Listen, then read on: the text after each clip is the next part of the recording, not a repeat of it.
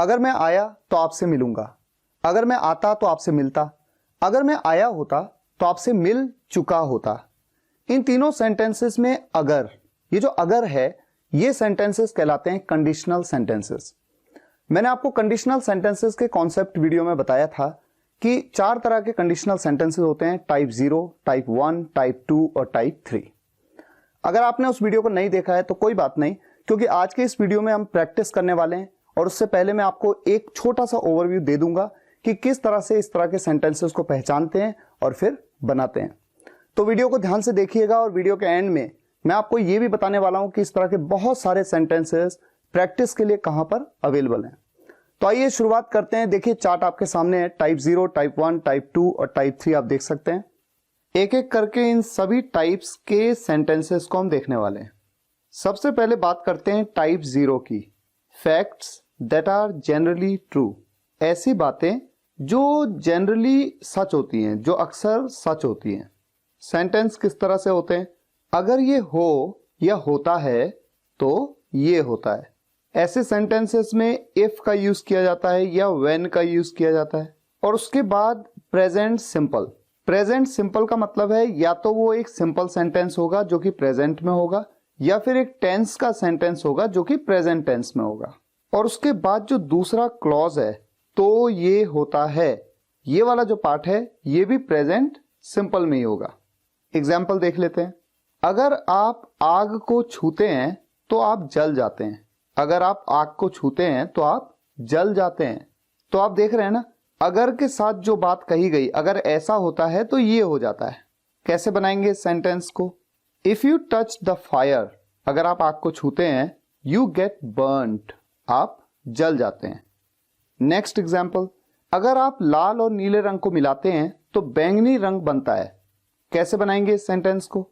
आप चाहे तो वीडियो को पॉज कर लीजिए, पहले सोचिए, खुद बनाने की कोशिश करिए, फिर आगे बढ़िए। अगर आप लाल और नीले रंग को मिलाते हैं यानी मिक्स करते हैं, if you mix red and blue, तो बैंगनी रंग बनता है, इट बिकम्स पर्पल। यहां पर ध्यान रहे, तो के लिए हम देन का यूज कर सकते हैं, लेकिन जनरली एडवांस इंग्लिश में नहीं किया जाता है, इसलिए मैं यहां पर नहीं कर रहा हूं। अगर पौधों को पर्याप्त पानी न मिले तो वो मर जाते हैं। इस सेंटेंस में भी अगर ये हो तो ये हो जाता है।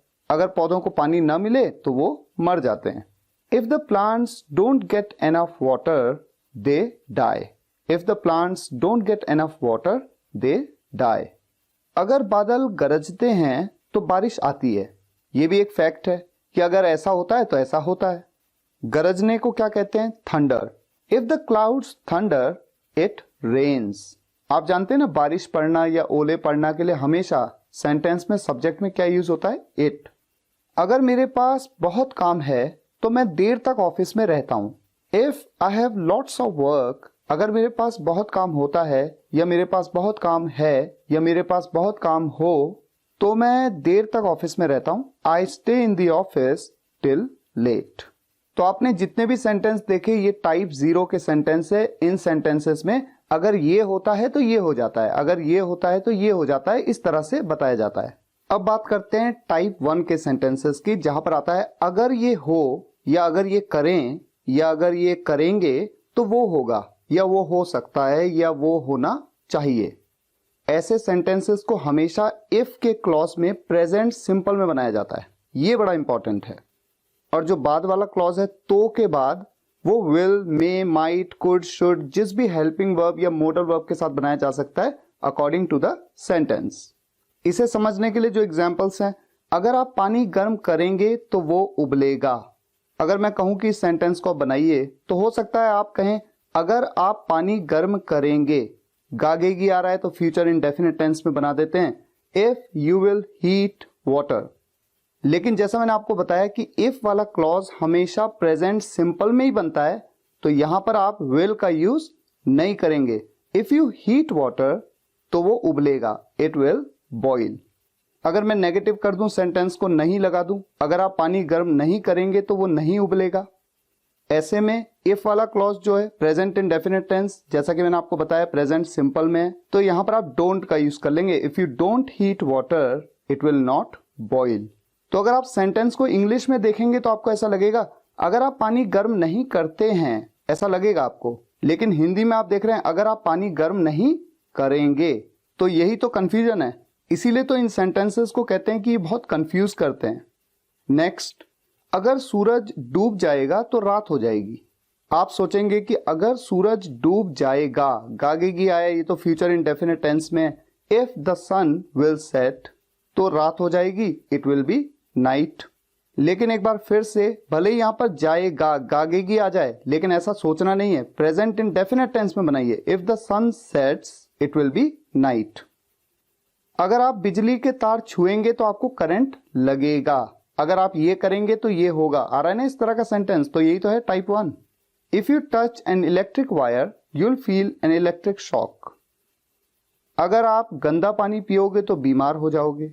If you drink dirty water you will fall sick. अगर एम्बुलेंस समय पर पहुंच जाए तो मरीज को बचाया जा सकता है। अब यहां पर आ गया जा सकता है, ऐसा काम किया जा सकता है। तो अगर ये हो तो ये हो सकता है। If the ambulance reaches on time the patient could be saved. आप देख रहे हैं यहां पर रीचेज कहा, तो ये भी प्रेजेंट इंडेफिनिट टेंस में सेंटेंस को बना दिया गया। अगर वो आपको इनवाइट करता है तो आपको जाना चाहिए, यहां पर चाहिए आ गया तो शुड का यूज होगा। If he invites you you should go. अब आ जाइए टाइप 2 के सेंटेंसेस में, जहां पर कोई विश मांगी जाती है, कोई इच्छा की जाती है, एक हाइपोथेटिकल कंडीशन जो कि पॉसिबल है। अगर ये होता तो वो हो जाता या वो हो पाता। ऐसे सेंटेंसेस में जो इफ वाला क्लॉज है वो पास्ट सिंपल में बनता है, लेकिन ध्यान रहे हमेशा, चाहे सब्जेक्ट कोई भी हो, अगर सिंपल सेंटेंस होगा तो ऐसे में आप वर का यूज करेंगे, वॉज का यूज नहीं करेंगे। और जो दूसरा क्लॉज है वहां पर वुड या कुड का यूज। जैसे एग्जांपल है, अगर मेरे पास मेरी खुद की जमीन होती तो मैं एक खूबसूरत घर बनाता। ये एक इच्छा है, एक विश है, और ऐसा हो भी सकता है, ये पॉसिबल भी है, क्योंकि अगर बाई चांस मेरी अभी लॉटरी लग जाए और मेरे पास बहुत पैसा आ जाए और मैं जमीन खरीद लूं तो मैं एक खूबसूरत घर बना सकता हूं। तो ये जो कंडीशन है ये भले ही हाइपोथेटिकल है, मैं सोच रहा हूं ऐसा, लेकिन पॉसिबल तो है, संभव तो है। तो ऐसे सेंटेंसेस होते हैं। अगर मेरे पास मेरी खुद की जमीन होती, अगर मेरे पास होती, if I had my own land I would make a beautiful house. अगर मेरे पास पैसा होता तो मैं जापान घूमता। If I had money I would visit Japan. अगर वो बीमार होती तो वो मीटिंग में शामिल नहीं हो पाती। अगर वो बीमार होती, यहां पर उसकी स्टेट के बारे में बताया, उसकी अवस्था के बारे में बताया, तो मुझे या तो वॉज का यूज करना है या वर का। मैंने आपको बताया कि वॉज का यूज कभी नहीं करते, हमेशा वर का यूज करते हैं, चाहे सब्जेक्ट कोई भी हो। तो यहां पर किसी लड़की की बात हो रही है, शी का यूज करेंगे। इफ शी वर इल तो वो मीटिंग में शामिल नहीं हो पाती, she could not attend the meeting. अगर आपकी जगह मैं होता तो मैं किसी वकील के पास जाता। अगर आपकी जगह मैं होता, यानी मेरी अवस्था के बारे में बात हो रही है, if I were at your place I would go to some lawyer. यहां पर भी आप देख रहे हैं आई के साथ तो हमेशा वॉज का यूज होता है, लेकिन मैंने आपको क्या बताया, हमेशा वर का ही यूज होता है इस तरह के सेंटेंसेस में। अगर मैं करोड़पति होता तो मैं गरीबों की मदद कर पाता। यहां पर आ गया पाता, तो ऐसे में कुड का यूज होगा। If I were a millionaire I could help the poor. अब आ जाते हैं टाइप 3 के सेंटेंसेस में, जहां पर हाइपोथेटिकल कंडीशन होती है लेकिन इम्पॉसिबल होती है, क्योंकि बीते हुए कल में किसी बात के बारे में हाइपोथेटिकली सोचा जाता है। अगर ये होता या हुआ होता तो वो हो चुका होता या हो पाता या हो सकता था, पर हम ये जानते हैं कि ऐसा हो नहीं सकता, क्योंकि ये तो बीते कल की बात है, इम्पॉसिबल है होना। ऐसे सेंटेंसेस में इफ के क्लॉज को हमेशा पास्ट परफेक्ट में बनाया जाता है, यानी हैड के साथ वर्ब की थर्ड फॉर्म, और जो दूसरा क्लॉज है वहां पर वुड हैव या फिर कुड हैव का यूज। एग्जाम्पल, अगर वे उस दिन 10 मिनट और इंतजार करते तो अनिल कपूर से मिल चुके होते। अब देखिए ये तो हो नहीं सकता, क्योंकि वो वक्त तो बीत चुका है, वो दिन तो निकल चुका है, तो एक हाइपोथेटिकल कंडीशन है जो कि इम्पॉसिबल है। अगर ये हो गया होता तो ये हो चुका होता। कैसे बनाएंगे सेंटेंस को? If they had waited 10 minutes more that day they would have met Anil Kapoor. यहां पर आप देख रहे हैं इफ वाले क्लॉज में हैड के साथ वर्ब की थर्ड फॉर्म आ रही है, वेट की थर्ड फॉर्म वेटेड, और जो दूसरा क्लॉज है they would have met Anil Kapoor, यहां पर वुड हैव का यूज हो रहा है। और वुड हैव के बाद तो वर्ब की थर्ड फॉर्म ही आएगी, जो भी उस क्लॉज की वर्ब होगी। यहां पर दूसरे क्लॉज की वर्ब क्या है? मिलना। मिलने को मीट कहते हैं, उसकी थर्ड फॉर्म मेट। अगर 1-2 दिन बारिश और हुई होती तो मसूरी में बर्फ पड़ चुकी होती। If it had rained more for a day और two it would have snowed in Mussoorie. If it had rained, rain के साथ तो आप इट का ही यूज करते हैं एज अ सब्जेक्ट, और यहां पर हैड के साथ वर्ब की थर्ड फॉर्म रेन्ड का यूज किया जा रहा है। रेन क्या होती है? बारिश होना। ये भी एक वर्ब है, इसकी सेकंड फॉर्म भी रेन्ड होती है और थर्ड फॉर्म भी रेन्ड होती है। और दूसरे क्लॉज में वुड हैव का यूज और उसके बाद वर्ब की थर्ड फॉर्म बर्फ पड़ना, इसे स्नो कहते हैं, ये भी एक वर्ब है, इसकी थर्ड फॉर्म स्नोड। अगर तुमने समय पे मेरे पैसे लौटा दिए होते तो मैं उसका उधार उतार चुका होता। इस सेंटेंस को जरा सोचिए किस तरह से बनाएंगे। थोड़ा डिफिकल्ट तो लगेंगे लेकिन प्रैक्टिस तो करनी पड़ेगी। यहां पर पहला क्लॉज क्या है? अगर तुमने समय पे मेरे पैसे लौटा दिए होते, यानी तुमने रिटर्न कर दिए होते। तो यहां पर वर्ब क्या है? रिटर्न। रिटर्न की थर्ड फॉर्म का यूज होगा हैड के साथ में। If you had return my money on time, तो मैं उसका उधार उतार चुका होता, यानी कि मैं उसका जो डेट है, उधार है, वो पे ऑफ कर चुका होता। पे ऑफ ये भी तो एक वर्ब है, इसकी थर्ड फॉर्म पेड ऑफ का यूज होगा। I would have paid off his debt. अगर उस दिन आपकी जगह मैं होता तो मैं ये काम कर चुका होता। उस दिन, वो दिन तो बीत गया, अब ऐसा हो नहीं सकता, लेकिन हाँ एक हाइपोथेटिकल कंडीशन में रख रहा हूं जो कि इम्पॉसिबल है। If I had been at your place that day, यहां पर आप देख रहे हैं हैड बीन का यूज हो गया, जबकि पहले मैंने क्या बताया था एक सेंटेंस आपको, अगर आपकी जगह मैं होता, इसके लिए मैंने कहा था if I were at your place. तो जो टाइप 2 के सेंटेंसेस होते हैं वहां पर तो वर्क का यूज होता है, लेकिन ये टाइप 3 का सेंटेंस है, इसलिए हैड बीन का यूज हो रहा है। If I had been at your place that day I would have done this work. अगर मुझे हाथ में चोट नहीं लगी होती तो मैं कंपटीशन में भाग ले सकता था। यहां पर आ गया सकता था, इसके लिए हम कुड हैव का यूज करेंगे।